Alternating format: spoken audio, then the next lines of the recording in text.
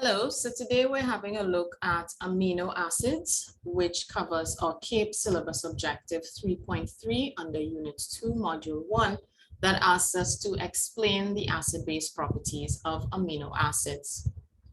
You should be able to explain the acid-base properties of amino acids, and that also includes being able to draw the structure in acid and alkali. You should also be able to explain the formation of a zwitterion.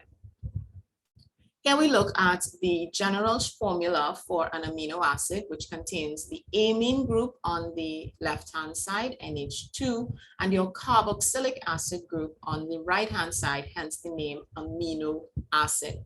Your R group may contain anything that, any other combination of atoms, including carbons, nitrogens, sulfurs, oxygens even, depending on the amino acid in question. We have two main types of amino acids, those being alpha and beta amino acids. At this level, you are not expected to explain this in any great detail, but it is useful to be able to identify, especially an alpha amino acid, as those of you who may be biology students. So as we said previously, your amino acids contain both the amine and carboxylic acid functional groups, and they tend to have high melting points and are soluble in water more so than in a non-polar solvent. So think about this. We have a substance, glycine, for example, that has a melting point of 235 degrees Celsius, and one that is very soluble in water. Can you think about the type of bonding that you would expect based on these physical properties, high melting point and solubility in water? Pause the video and think about it. Resume when you have an answer.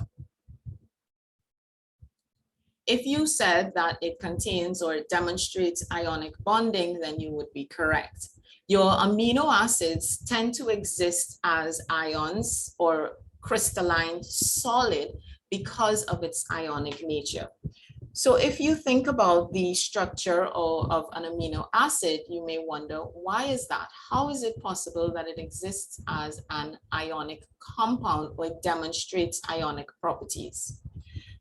The reason for that is that your amino acids exist as zwitterions, that being neutral dipolar ions. They have both a positive and a negative charge, which is why they are dipolar, meaning two charges, but the equal number of charges, you have one positive and one negative, so that the molecule is going to be neutral. Glycine, for example, exists as what you see there, and that is the result of what we refer to as an internal acid-base reaction, where the hydrogen of the carboxylic acid group has been transferred to the amino group, and the result is your salt. We have the resulting zwitterion being able to act as an acid or a base. And remember, your acid is a proton donor and your base is a proton acceptor. The molecule, as a zwitterion, is able to donate protons or accept protons depending on the nature of the solution that it is in. A closer look at your amino acid displayed structure as its zwitterionic form. Your carboxylic acid end has lost its proton or has donated its proton to the amino end, and this is why you have that NH3 on the left-hand side and the COO minus on the right-hand side. So as we mentioned before, your amino acid is able to demonstrate its acid properties, and it tends to be polyprotic because it can, in its fully protonated form, donate up to 2 H+ ions, which is why we describe it as dibasic. So when it is in its fully protonated form, this happens when it is added to an acid, so that the carboxylate group, the COO minus group, is able to accept a proton from the acid, and it will become that fully protonated form.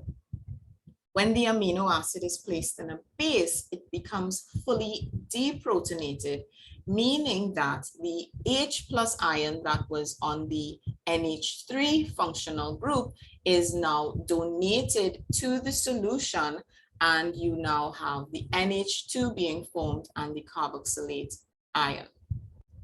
So here we have it with displayed structure showing you a little bit more clearly what happens. To the left, we're seeing the ions at low pH in its fully protonated form. And to the right, we're seeing the ions at high pH in its fully deprotonated form, meaning that there are no extra H plus ions on the ion. The zwitterion is in the middle, which is at neutral pH, having both the positive and the negative charge in the structure. So at this point, I hope that you are able to explain the acid-base properties, which include describing or drawing the structure of the amino acids when in alkali or an acid, as well as explain the formation of a zwitterion and draw a typical zwitterion as well. I hope you remember that beautiful things happen when you distance yourself from negativity. Enjoy the rest of your day.